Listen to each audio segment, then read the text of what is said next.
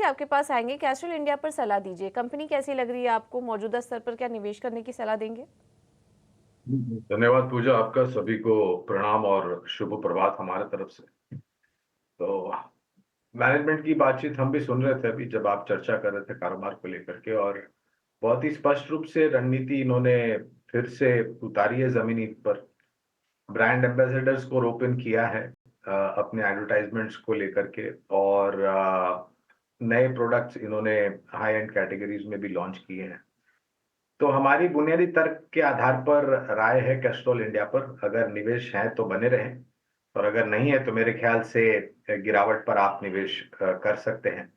मैं चाहूंगा कि इनकी इस क्षेत्र में जो प्रतिस्पर्धा बढ़ी है और जो मार्केट शेयर उन्होंने अपने कॉम्पिटिटर्स को गंवाया है, वो फिर से थोड़ा बहुत हासिल करें। ऑटोमोटिव पेंट्स में तो मांग है ही, लेकिन माफ कीजिएगा, ऑटोमोटिव लुब्रिकेंट्स में तो मांग है ही, लेकिन इंडस्ट्रियल लुब्रिकेंट्स में भी काफी अच्छी मांग है इनके प्रोडक्ट्स।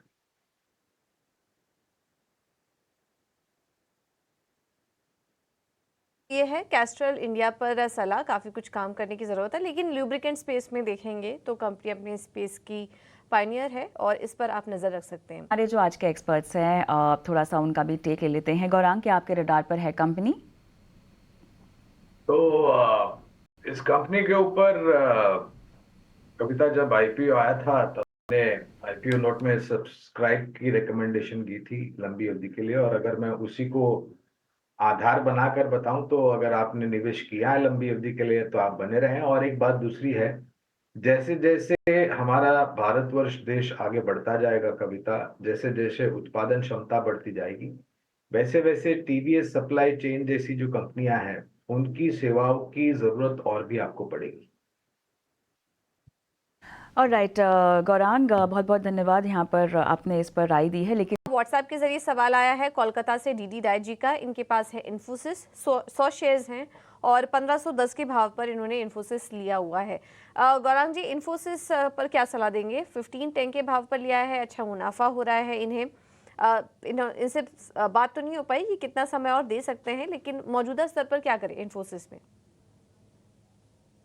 क्षेत्र में जो नतीजे आए हैं पूजा, वो मेरे ख्याल से बेहतर के लिए सुधार होता हुआ नजर आता है, पहली बात।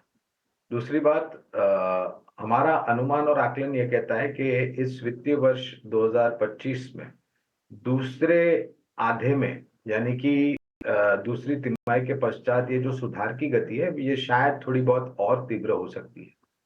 तो अगर जल्दबाजी नहीं है, समय सीमा की कोई पाबंदी नहीं है, तो हम राय देंगे कि आप निश्चिंत होकर के बने रहें इन्फोसिस में। और राइट, चलिए आगे बढ़ते हैं और लव शर्मा का व्हाट्सएप का सवाल लेते हैं हमारे दर्शक। रामा स्टील ट्यूब्स पर इन्होंने खरीदारी कर रखी है, और लक्ष्मीकांत जी, इनकी जो बाइंग प्राइस है 1290 की है।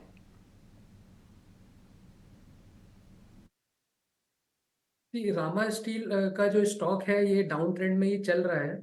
और अभी जो इसका जो इमीडिएट रेजिस्टेंस दिखाई दे रहा है चार्ट्स पे, वो 12 के आसपास आ रहा है। तो मुझे लगता है कि जब तक ये इसके ऊपर एक वीकली क्लोज नहीं देता है, तब तक इसमें सेलिंग प्रेशर बना रहेगा।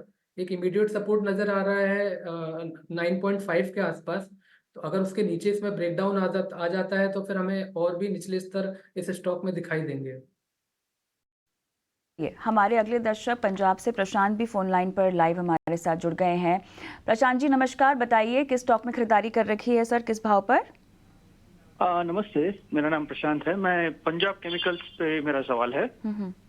980 का मेरा बाइंग प्राइस है। ओके। और क्वांटिटी है 100 क्वांटिटीज। ठीक है, आपको कितना रुकना है इसमें? ऑलमोस्ट मेरा 3 साल हो गया इसमें, और एक साल का नजरिया है। चलिए, मुनाफा तो आप कमा ही रहे हैं। गौरांग, क्षेत्र के साथ साथ कंपनी पर भी आपकी राय? तो पूरा chemicals, fertiliser and agrochemicals, pesticides जो इस्तेमाल होते हैं धान को बचाने के लिए कीड़ों से, ये पूरा क्षेत्र काफी अच्छा लग रहा है हमें। हालांकि Punjab chemicals and crop protection के ऊपर निजी कवरेज नहीं है बुनियादी तर्क के आधार पर, इसलिए टिप्पणी नहीं करूंगा, लेकिन कंपनी बहुत ही सक्षम और मजबूत है, और इनका निवेश जो है वो करीबन 980 के आसपास जिस प्रकार से सरकार के तरफ से कृषि क्षेत्र के तरफ प्रोत्साहन मिल रहा है और जो किसान भाई बहन है उनको अवगत कराया जा रहा है कि आपको यूरिया, फर्टिलाइजर और पेस्टिसाइड्स जो है वो किस मात्रा से और किस प्रकार से इस्तेमाल करनी चाहिए। ये पूरा समीकरण मेरे ख्याल से पूरा एग्रोकेमिकल्स, फर्टिलाइजर्स और स्पेशलिटी एग्रोकेमिकल्स के तरफ एक सकारात्मक सा रुझान देता है। जैन का सवाल मैं लेना चाहती हूँ, फोन लाइन पर हमारे साथ है। नमस्कार भूपेश जैन जी, आपको मेरी आवाज आ रही है? हाँ मैडम आ रही है। नमस्कार सर नमस्कार, बताइए क्या स्टॉक खरीदा है, किस भाव पर? मैंने मैडम 1000 नाइका के शेयर खरीदे थे 183.5 पे। ओके ओके, तो इसमें क्या करना चाहिए? अभी अब जाके थोड़ा भाव उसका ठीक हुआ है तो पिछले 2 दिन से, हाँ लेकिन इसका क्या टारगेट रखना चाहिए शॉर्ट टर्म के हिसाब से, short term to medium term? चलिए, शॉर्ट टू मीडियम टर्म है, लेकिन गौरांग अगर आपके कवरेज में है तो आप सलाह दे सकते हैं मीडियम टर्म आउटलुक। देखिए, छोटी से मध्यम अवधि के लिए शायद इनको एक सीमित दायरे में ऊपर के तरफ का भाव मिल सकता है, लेकिन अगर लंबी अवधि का नजरिया है तो एफएनएस ई कॉमर्स जो कि कंपनी नाइका है, वहां पर लंबी अवधि के लिए हम बने रहने की राय देंगे। कविता, एक चीज दर्शकों को और निवेशकों को ये ध्यान में रखनी चाहिए कि जब आईपीओ आया था तो मूल्यांकन बहुत ऊपर की तरफ थे।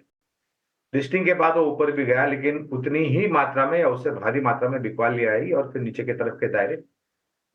नतीजों को लेकर कुछ निराशा हुई, इस करके थोड़ा पड़ाव ऊपर के तरफ छोटी मध्यम अवधि में लिए सीमित रखता है। लेकिन अगर ये अपना नजरिया परिवर्तन कर सकते हैं, अगर समय सीमा की कोई बाधा नहीं है, पाबंदी नहीं है, तो लंबी अवधि के लिए परिवर्तन कर ले।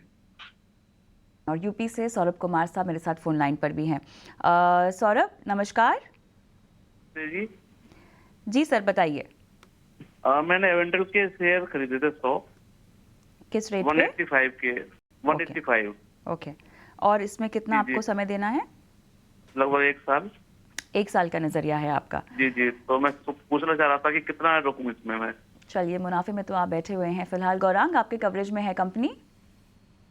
क्षमा चाहूंगा, इस पर कवरेज नहीं है। लक्ष्मीकांत जी, चार्ट्स क्या कहते हैं? जी, चार्ट्स में थोड़ा सा साइडवेज कंसोलिडेशन नजर आ रहा है इस स्टॉक्स में। मुझे लगता है कि एक बार ये स्टॉक 220 218 का एक रेजिस्टेंस लेवल है, अगर इसके ऊपर सस्टेन करता है तो फिर हमें बाइंग देखने को मिलेगी। हालांकि निचले स्तर पर 185 से लेकर 188 का एक सपोर्ट भी नजर आ रहा है। तो अगर ये इस लेवल को सस्टेन करता है तभी हमें ब्रेकआउट देखने को मिलेगा। अगर ये 185 के लेवल्स के नीचे सस्टेन करता है तो थोड़ा सा सेलिंग प्रेशर बनेगा। जो नेक्स्ट सपोर्ट नजर आ रहा है वहां से वो 172 के लेवल के पास है।